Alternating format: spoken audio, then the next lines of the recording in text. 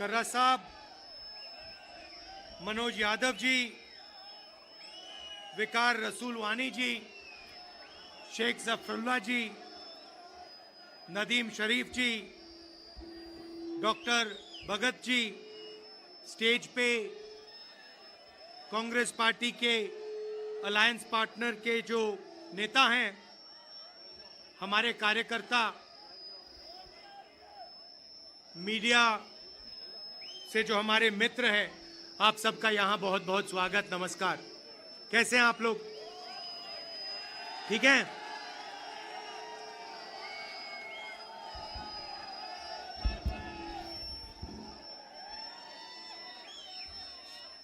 शायद लोगों को ये भैया ये माइक को ठीक करिए, ये टू टू जो हो रहा है।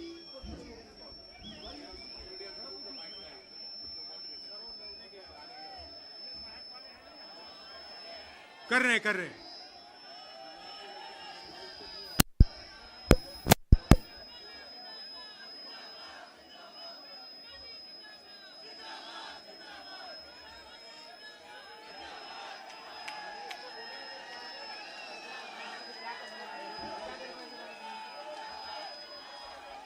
करिए।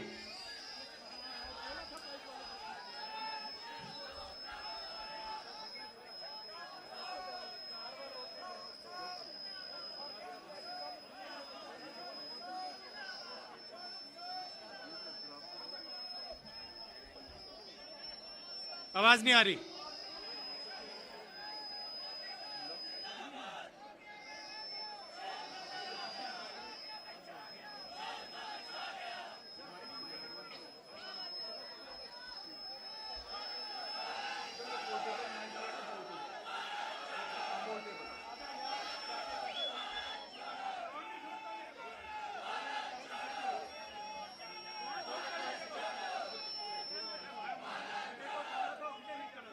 अब आ रही है? सुनाई दे रहा है अब?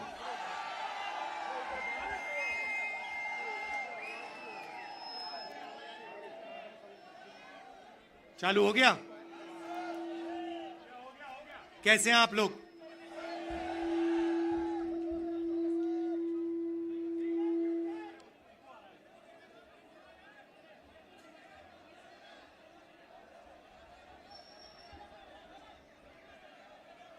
ऐसी सुंदर जगह है कि मैं अगली मीटिंग में जाना नहीं चाह रहा हूं।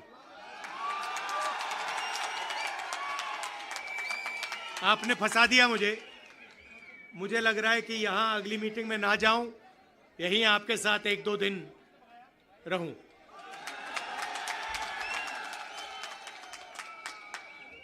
आप सबका यहां दिल से स्वागत करता हूं। आपसे मैं 2-3 चीजें कहना चाहता हूं। सबसे पहले आपने देखा होगा कि पूरे देश में बीजेपी के लोग, आरएसएस के लोग नफरत फैला रहे हैं, हिंसा फैला रहे हैं, डर फैला रहे हैं। तो लड़ाई 2 विचारधाराओं के बीच में है। एक तरफ नफरत, हिंसा, डर, दूसरी तरफ मोहब्बत, रिस्पेक्ट, इज्जत। आपने देखा होगा कन्याकुमारी से कश्मीर 4000 किलोमीटर हम चले और हमने बीजेपी के खिलाफ नारा दिया, नफरत के बाजार में मोहब्बत की दुकान खोलनी है। उनका काम नफरत फैलाने का है, हमारा काम मोहब्बत फैलाने का है। वो तोड़ते हैं, हम जोड़ते हैं। और अंत में नफरत की काट मोहब्बत से ही होती है। आप सब जानते हो, नफरत को नफरत से नहीं काटा जा सकता है, नफरत को मोहब्बत से ही काटा जा सकता है, हराया जा सकता है। और आपने इस चुनाव में देखा होगा, पहले नरेंद्र मोदी जी छाती फैला के आते थे, अब नरेंद्र मोदी जी ऐसे आते हैं। पहले बड़े बड़े भाषण करते थे, इस बार पार्लियामेंट में घुसने से पहले उन्होंने अपने सिर पर कॉन्स्टिट्यूशन को रखा, फिर गए अंदर। भाइयों और बहनों, पहली बार हिंदुस्तान के इतिहास में पहली बार स्टेटहुड छीना गया है। यूनियन टेरिटरी को पहले यूनियन टेरिटरी को स्टेट बनाया गया था। स्टेट को बांटकर 2 स्टेट बनाए गए। तेलंगाना बना, छत्तीसगढ़ बना, उत्तराखंड बना, अरुणाचल को स्टेट बनाया गया। मगर पहली बार हिंदुस्तान के किसी स्टेट को रद्द करके लोगों का जो हक है वो छीना गया। पहली बार हुआ है। ऐसे हिंदुस्तान के इतिहास में, मॉडर्न इंडिया में यह काम पहले कभी नहीं किया गया है। तो सबसे पहले जम्मू कश्मीर को जो स्टेटहुड है वो वापस देना है, क्योंकि आपका सिर्फ स्टेट नहीं छीना गया, आपके अधिकार, आपका धन, सारा का सारा आपसे छीना जा रहा है। 1947 में हमने राजाओं को हटाकर लोकतांत्रिक सरकार बनाई। हमने देश को कॉन्स्टिट्यूशन दिया। आज जम्मू कश्मीर में राजा बैठा हुआ है, उसका नाम एलजी है, मगर वो है राजा। और जो आपका धन है आपसे छीना जा रहा है, बाहर के लोगों को दिया जा रहा है। चाहे वो आपके कॉन्ट्रैक्ट्स हो, सारा का सारा फायदा बाहर के लोगों को मिल रहा है और जम्मू कश्मीर के लोगों से छीना जा रहा है। तो हमारा पहला कदम जम्मू कश्मीर को स्टेटहुड वापस देने का होगा। हम चाहते थे कि चुनाव से पहले आपको स्टेटहुड मिले और स्टेट बनने के बाद चुनाव हो। बीजेपी ये नहीं चाहती है और उन्होंने कहा है कि पहले चुनाव होगा और उसके बाद स्टेटहुड की बात होगी। और हम कह रहे हैं कुछ भी होगा, जम्मू कश्मीर के लोगों को स्टेटहुड हम दिलवाएंगे। बीजेपी चाहे ना चाहे, इंडिया गठबंधन इतना दबाव डालेगी कि जम्मू कश्मीर के लोगों को स्टेटहुड देना ही होगा।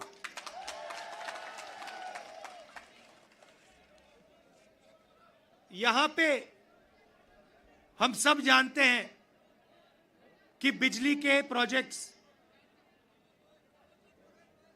बनाए जा रहे हैं, मगर सच्चाई है कि बिजली के प्रोजेक्ट्स का फायदा आपको नहीं मिलता है।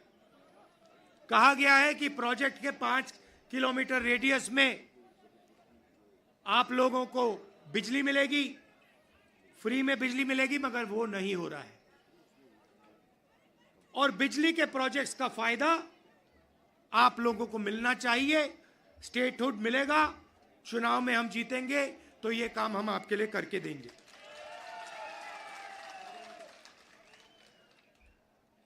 आप देश के लोगों को बिजली दे रहे हो और आपके जेब में से बिजली का पैसा लिया जा रहा है, छीना जा रहा है। ज्यादा रेट देते हो आप, ये अन्याय है, इसको हम ठीक करेंगे।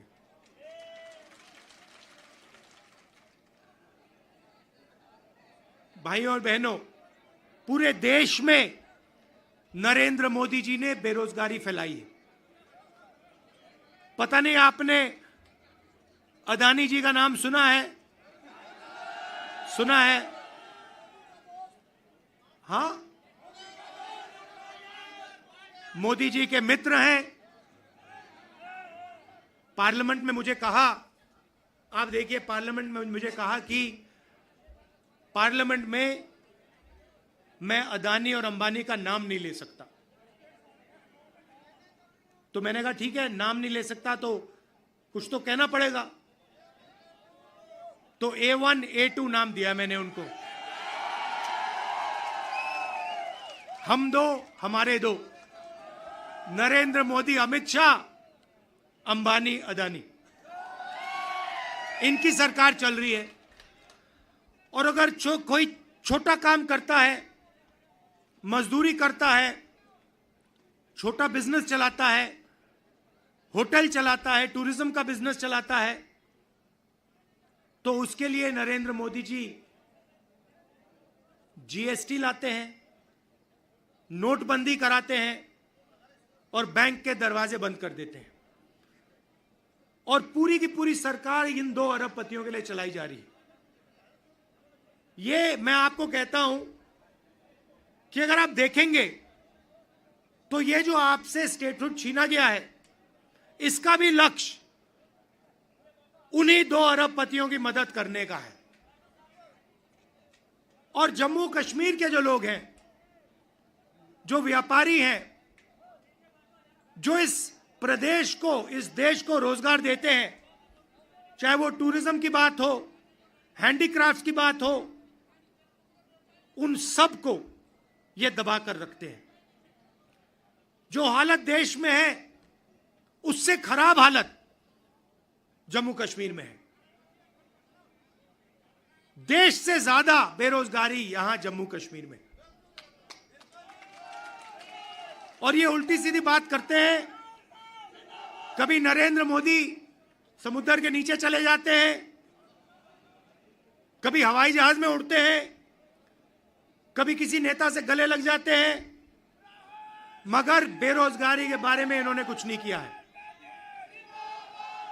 तो यहां हमारे एक युवा नेता हैं, एक बात मानकर चलो, यहां पर कांग्रेस पार्टी की अलायंस की सरकार आ रही है।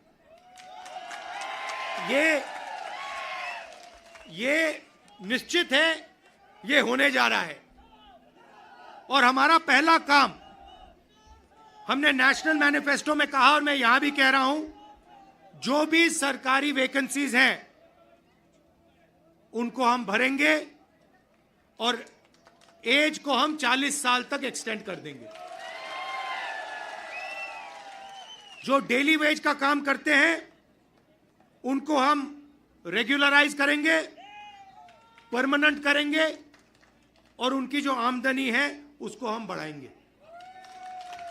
मगर हमारा लक्ष्य होगा कि हम सबको लेकर एक साथ मिलकर जम्मू कश्मीर की सरकार चलाएं, सबकी रिस्पेक्ट हो, सबको एक साथ लेकर हम चलें। और जैसे मैंने देश में, वहां बाकी देश में कहा, भारत जोड़ो यात्रा में हर स्टेट में कहा, नफरत को मिटाना है।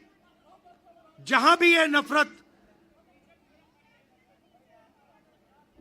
की दुकान खोलेंगे, जहां भी ये नफरत फैलाएंगे, वहां हम मोहब्बत की दुकान खोलेंगे। आखिरी बात मैं आपसे कहना चाहता हूं, इतनी सुंदर जगह है, चुनाव के बाद मुझे यहां आना पड़ेगा। और ये जो आपने वकार जी कर्रा साहब, ये आपने जो मेरा 45 मिनट का प्रोग्राम यहां बनाया है, यह आपने मुझे ठग लिया। यहां पे कम से कम 1 दिन, 2 दिन, 3 दिन का प्रोग्राम बनना चाहिए। मुझे ऐसी जगह देखने को नहीं मिलती है। ऐसे प्यारे लोग, कम से कम यहां मुझे 2-3 दिन के लिए लाइए और यहां घुमाइए।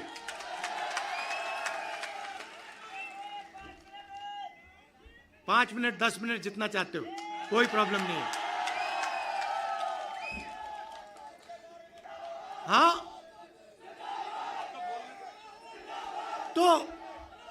तो आपने देखा होगा, पहले कहा कि नरेंद्र मोदी को, बीजेपी को कोई हरा नहीं सकता।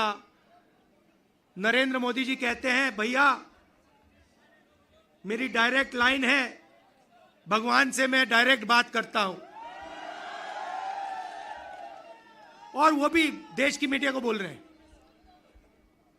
अगर कांग्रेस पार्टी का कोई आए मेरे पास, जैसे कर्रा साहब आए या वकार आए और कहें कि भैया मैं डायरेक्टली भगवान से बात करता हूं, मैं उन्हें कहूंगा भैया ऐसे करो, आप ये बात बाहर मत गलती से बोल देना, नुकसान हो जाएगा, लोग पता नहीं क्या कहेंगे।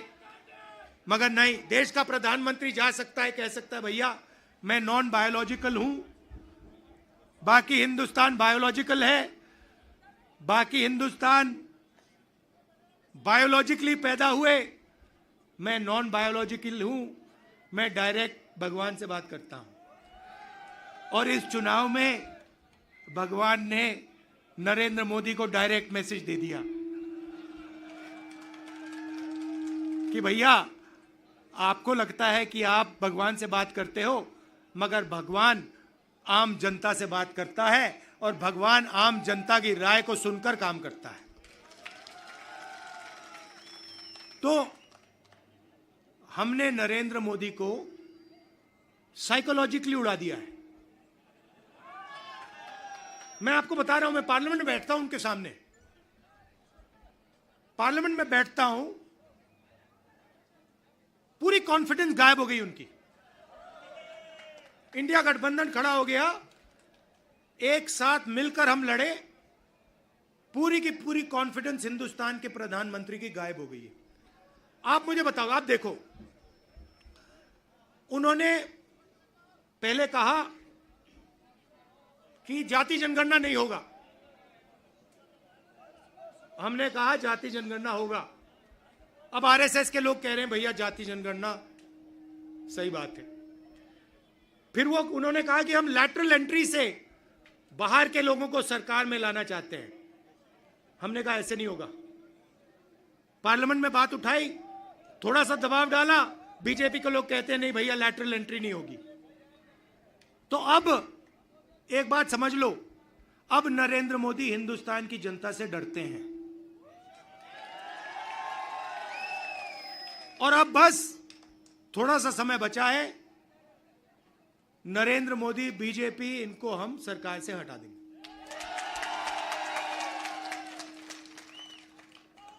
मगर हम चाहते हैं कि देश में भाईचारा हो, सबकी रिस्पेक्ट हो, एक दूसरे के साथ इज्जत से बात हो। जो कमजोर लोग हैं, चाहे वो किसान हैं, मजदूर हैं, छोटा बिजनेस चलाने वाले लोग हैं, उनको लगे कि इस देश में हमारी भी भागीदारी है, बैंक के दरवाजे हमारे लिए खुले हैं, कर्जा माफ हमारा भी होता है और सिर्फ देश 2-3 लोगों के लिए नहीं चलता है। ये हम चाहते हैं और यही काम हम जम्मू कश्मीर में शुरू करेंगे। और कुछ ही समय में आप देख लेना, यहां पे ये आप वकार जी यहां पे चुनकर जाएंगे, आप जिताओगे इनको, हमारी सरकार बनेगी और ये आपके लिए पूरे दिल से दम लगाकर आपके लिए काम करेंगे। वकार जी, ये आप मुझे एक वायदा करो कि यहां पे आप मुझे 1-2 दिन के लिए लाओगे और यहां के लोगों से मतलब अच्छी तरह, जैसे ऐसे नहीं मगर अच्छी तरह मिलाओगे। हाँ हाँ, गूल का एरिया, गूल और गूल के एरिया में मुझे वहां पे ले जाओगे। आप सबका दिल से बहुत बहुत धन्यवाद, आपने इतने प्यार से मेरा स्वागत किया। धन्यवाद, नमस्कार, जय हिंद, शुक्रिया।